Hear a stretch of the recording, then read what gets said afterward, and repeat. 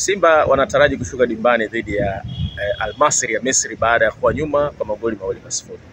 Hatima ya Simba kufuzu kwenda hatua ya nusu finali itaanza pale tu atakapoweza kurekebisha mapungufu ambayo alionyesha kwenye mchezo wa kwanza. Na moja la challenge ambayo alikutana nayo kushindwa kucheza kwa muunganiko, kutengeneza nafasi na kufunga magoli. Kwa mfano, kuna matukio kadhaa ambayo alimuonesha key player wa mechi Eli Mpanzu kwa upande wa Simba, ambaye alikuwa na namba nzuri sana. Pasi 46 alizopiga 44 zilikuwa sahihi, 94% ya usahihi wa pasi. Na key pass alitengeneza 3, lakini alikuwa na nafasi ya kufanya zaidi. Alikuwa akikokota opponent wa Al Masry kufika kwenye box, utulivu wa kuonana kwa pasi na wenzake ilishindikana. Kuna time alikuwa anaamua kupiga mwenyewe kwenye maeneo magumu, nafasi zinaisha.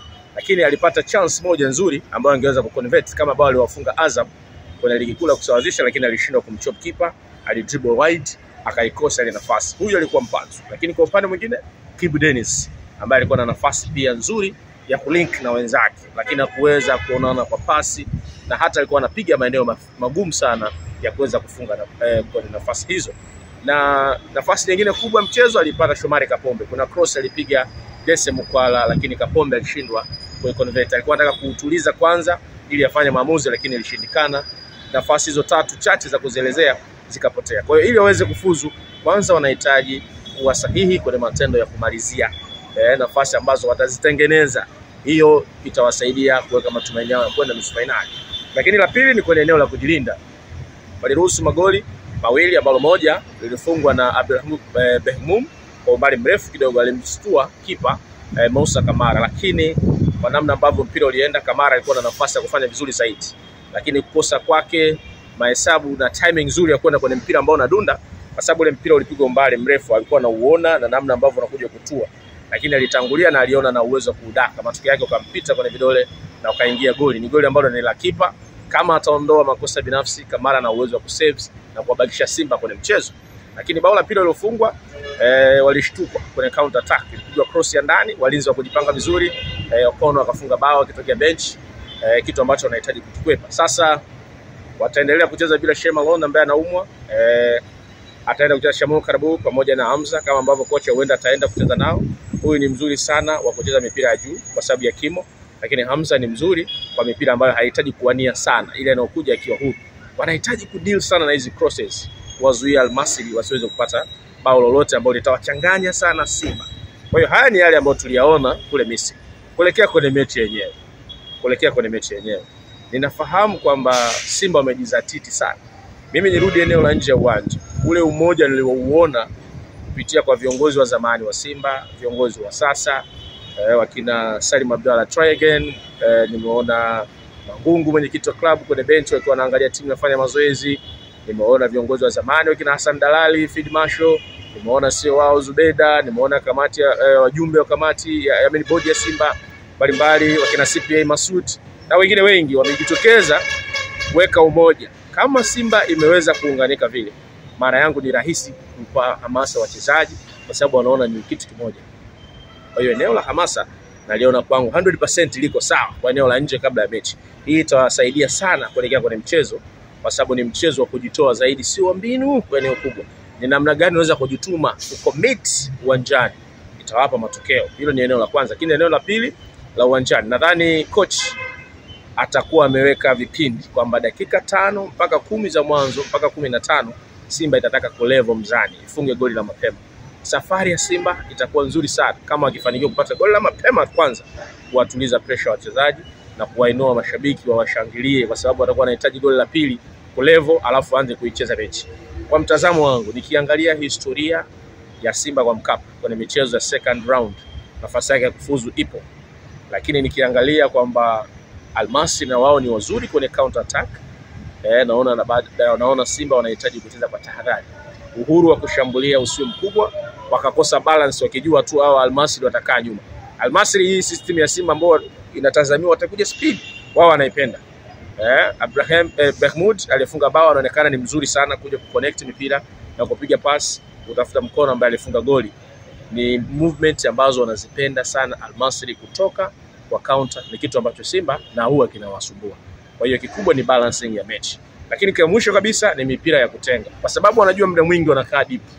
Ikitokea kona, ikitokea fouls na kujia kati, wanaenda kwa pamoja. Kwa hiyo wakiwa wengi wanaona ni eneo lao pekee la kushambulia. Kwa hiyo wanaongeza umakini na huwa wanafanyia mazoezi kabisa uwanjani kwamba mpigaji wetu atakuwa huyu na target man wetu atakuwa huyu kutokana na urefu na ataigongesha hivi.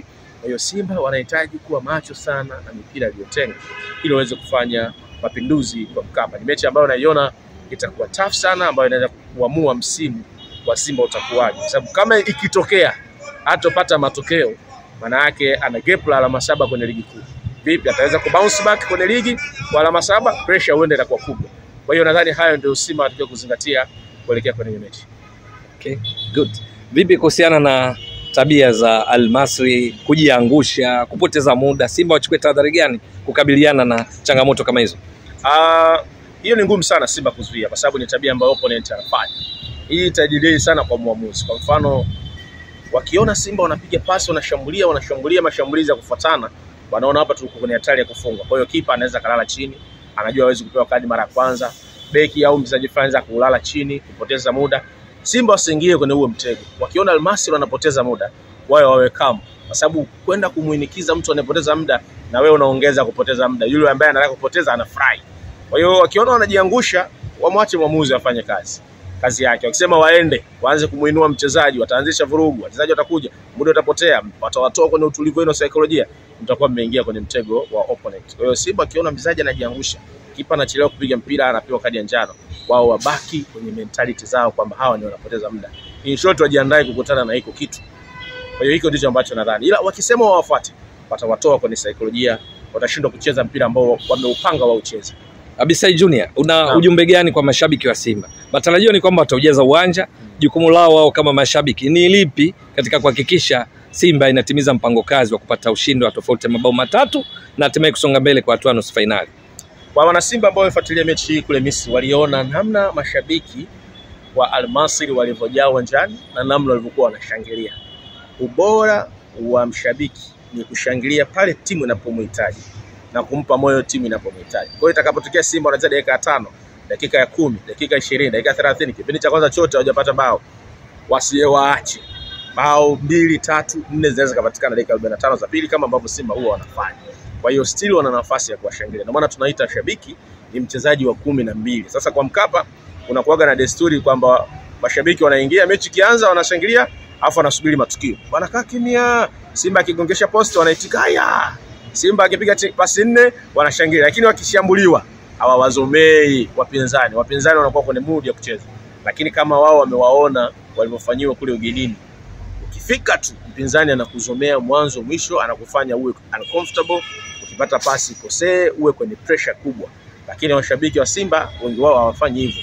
Wanasubiri Simba afunge goli au Simba wakose kidogo nafasi ndio wanashangilia, lakini wao wana nafasi kubwa ya kumfanya Al Masry afungwe dakika hata 20 za mwanzo. Simba akipata mpira kwenye pressure na wao wakishangilia wana uwezo wa kuwapa Simba hamasa kubwa sana. Naitwa Abisai Steven Junior, ni mchambuzi wa michezo hapa Tanzania. Ni vyema ukafahamu kwamba sisi tunapewa nguvu kubwa na mabasi ya Jada Luxury Coach. Yanakuhakikishia usafiri kutoka Dar es Salaam, Moshi mpaka Arusha. Na siku zote safari zake huanzia Mbande, lakini kuna vituo maeneo kama Shekilango na kwingineko. Mabasi ya Jada Luxury Coach ni kama ndege za ardhini. Ni mabasi ya kisasa yanayokufanya ufike safari yako ukiwa huna uchovu wowote. Ndani ya mabasi hayo kuna huduma ya matangazo mubashara ya Azam Media ambayo hukuhakikishia kutazama mechi mubashara za ligi kuu Tanzania bara, ligi ya kule Hispania La Liga, ligi ya Ujerumani Bundesliga na matangazo mengine ya Azam kama sinema zetu, tamthilia na kadhalika. Lakini vile vile mabasi ya Jada Luxury Coach yanakupa huduma nzuri ya usafiri wa mizigo na vifurushi. Vifurushi vyako, mizigo yako unaweza kuisafirisha kwa salama, kwa uhakika na kwa wakati kupitia mabasi haya ya Jada Luxury Coach. Wasiliana nao kupitia nambari za simu unaziona hapo ili kufanya booking kwa ajili ya usafiri wako na mizigo yako.